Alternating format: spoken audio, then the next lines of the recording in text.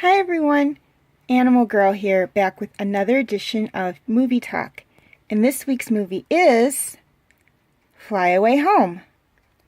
After the sudden death of her mother in a tragic car accident, 13-year-old Amy Alden moves from New Zealand to Canada to live with her estranged father, Tom Alden, and his girlfriend Susan. While there, Amy finds a nest of goose eggs left behind after developers destroy one of the last nesting areas in the vicinity, and takes it upon herself to hatch the eggs and raise the baby geese inside. Now she and her family face a big problem, and that is what to do when the geese suddenly get the urge to fly south. Determined to let them live as natural as possible, Amy and Thomas decide to show the geese the way home for the winter. Okay, highlights of the movie. This movie was made back in 1996 and is a family comedy drama film, although I'm not 100% sure where the comedy fits in here, although there are a few funny moments within the movie. This movie tells the story of a young girl who raises a flock of Canadian geese and leads them south, and is based on the actual experiences of Bill Lishman and Dr. William J. L. Salden, and if I mispronounced either of their names, I apologize, who in 1986, 10 years before the movie came out, started raising Canadian geese to follow lightweight aircrafts, and in 1993, just 3 years before the movie came out, successfully led them south through Lishman's program, Operation Migration. Okay, things I loved about this movie. First off, I loved the story. This was a very touching and endearing story, and there is no actual villain per se in this story. There is no big iconic battle between some malignant force who wants to stop the heroes or anything in this movie. It is just a touching family movie. Now, granted, one can say the developers are the villains in this story, as they are the ones who destroyed the nesting grounds near the Alden's home in Ontario, Canada, and who also want to build on the wetlands where they're trying to bring the geese. But again, you can't demonize developers, as we do need developers as well. They're not really villains when they're doing what they're supposed to do. And you have to watch the movie to understand why I'm saying the ones in America were not really, or actually not even the ones in Canada, the developers in general were not really the villains in this movie. Mainly because, particularly with the ones in the wetlands in North Carolina, you really have to watch the movie to understand that, but there is a time crunch, and it does become apparent when you watch the movie. So rather than give away any spoilers, I just say go watch the movie to find that out. But the ones in Canada also weren't really, I don't want to demonize them as the villains either. Granted, yes, they kind of jumped the gun a little bit and demolished this nesting area before the people in the area had a chance to vote on the issue. But again, if that hadn't happened, Amy wouldn't have found the goose eggs, and then we wouldn't have had a movie in the first place. So this is actually a very touching story, and it is very much an animal story. I love animals. Anyone who knows me offline knows that I love animals. So when we have a movie that showcases animals and conservation of animals like this movie does, I really like it. It gets a bunch of extra bonus points for that. Adding to that, and I might be giving away my age a little bit here, but this was actually the very first movie that my sister and I actually saw in theaters by ourselves. I mean, we didn't actually go to the theaters ourselves. We were dropped off.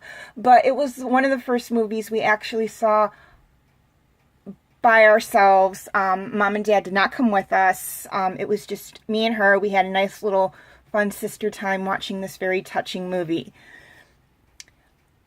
Lastly, I loved the ending. Now, this is a family movie, so obviously it's going to have a sweet, happy ending. I mean, that's not a spoiler. But it does have a great ending, and it has two wonderful songs in this movie as well that I want to touch on. One is called 10,000 Miles, and one is called Wherever You Are, and both are performed by, and I hope I'm saying the name right, Mary Capon Carpenter. And these are two very touching songs. 10,000 Miles, actually, every time I hear it, whether it's in this movie or on the radio, it makes me tear up. It is the song we hear at the beginning of the movie, and it is the song we hear at the end of the movie when Amy is making this long journey with her geese. I don't want to give away too much of the ending, as it would be a spoiler, but they do play that song as well at the end of it, and you actually hear the entire thing. And then Wherever You Are is the end title song, which I guess they played during the end credits. I didn't realize there was a second song in there. I thought it was just 10,000 Miles. But again, the ending is actually very sweet and very touching, and the whole movie is actually very sweet and very touching. I cry every time I watch this movie, and in a good way I cry. It's not that it's a sad movie, it's just that it's emotional and touching, and it just gets to me. It just makes me cry every single time I see it. I've seen this movie hundreds of times, and every single time it makes me cry. And to me, that's the sign of a good movie, if it invokes emotions like that in the people watching them or watching it. Okay, cast. Now, granted, there were a lot of people that were in this movie, but I'm focusing on the 5 people we actually spend the most time with. And that is Amy, her father, her uncle, her father's girlfriend, and her father's best friend. Now, granted, I tried to find the names of the geese as well to put in there, but unfortunately, Wikipedia did not list the names of the geese, probably because they had to use several hundred to make this movie, and it was too much to list them all. But there were like 16 in all in the plot line of the movie, and they all had names.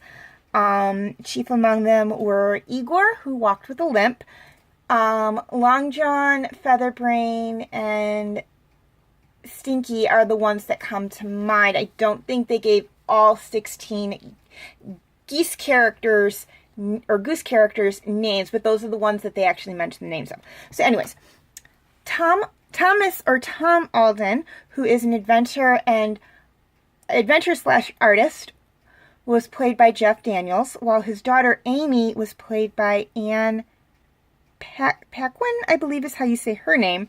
Again, if I mispronounce anybody's name, character-wise or actor-wise, I apologize. Susan Barnes, who is Thomas's girlfriend, was played by Dana Delane. David Alden, who is Amy's uncle and Thomas's brother, was played by Terry Kinney. And Barry Strickland, who is Thomas's best friend, or at least he's portrayed as his best friend, was played by Holt Repford. Okay, question of the week. And just like with my last video, I have 2 of them for you. My first question for you guys is, which of the geese was your favorite? My second question is, what are your thoughts on using ultralights to teach orphaned migratory birds like geese, ducks, trumpeter swans, and whooping cranes? And if I used the wrong version of spelling of crane, I apologize, to fly south. Please leave your answers for both questions, or whichever one you choose, in the comment section. Also, feel free to leave your comments and questions in the comment section. I do love to read those. And please like and share this video if you are watching it on Facebook, or like and subscribe if you are watching on YouTube. And feel free to follow me on Tumblr, Instagram, Twitter, and DeviantArt. I do have my name for those 4 sites right there on the screen, as well as the pictures I use for the icons. Please note, All pictures seen within this video belong to their respected artists. I own absolutely nothing. Okay, quick reminder on my comment rules.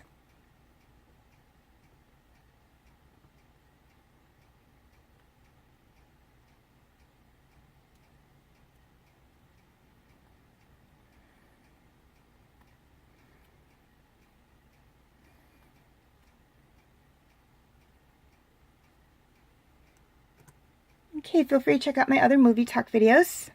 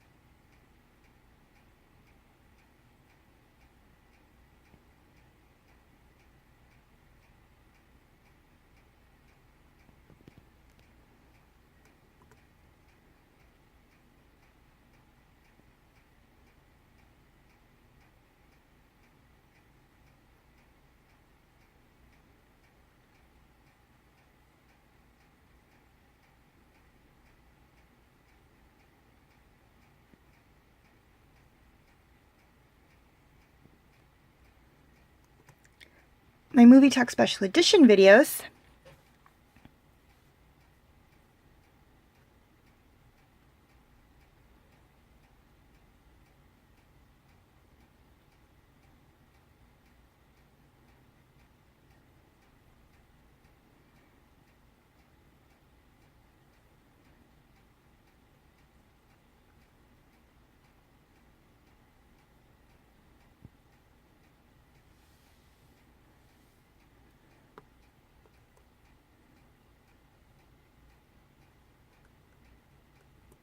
and my other videos.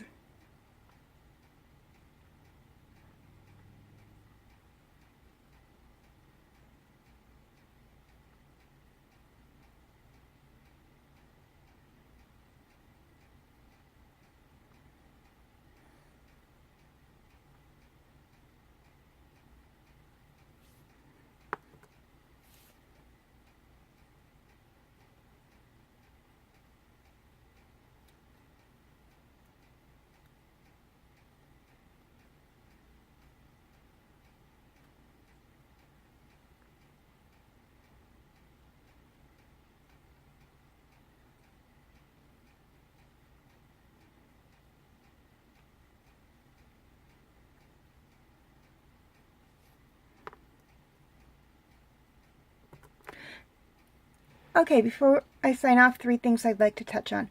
First off, please note that my movie talk videos on Van Helsing, Hansel and Gretel Witch Hunters, and Spooky Buddies, and my movie talk birthday special edition video on The Lion King are exclusively on my Facebook page as of the posting of this video.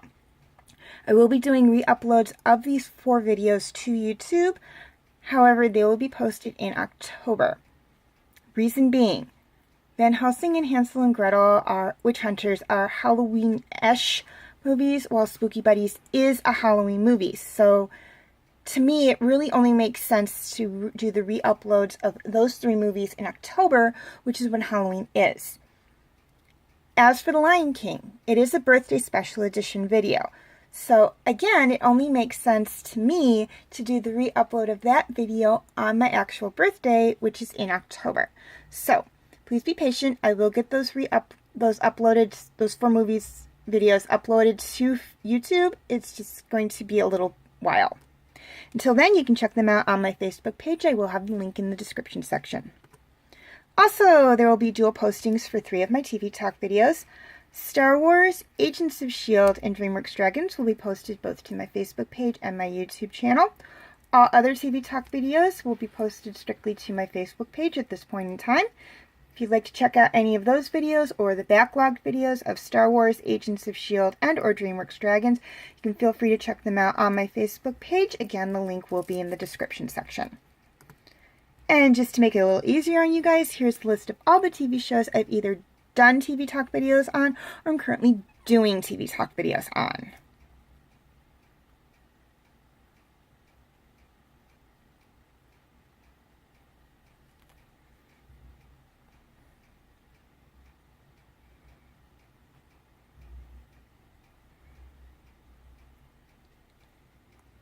Okay, and finally, for more information on wildlife conservation, migration, ultralights, and Operation Migration, feel free to visit your local library, the World Wildlife Fund website, or Wikipedia. As always, thank you for watching, and have a very nice day.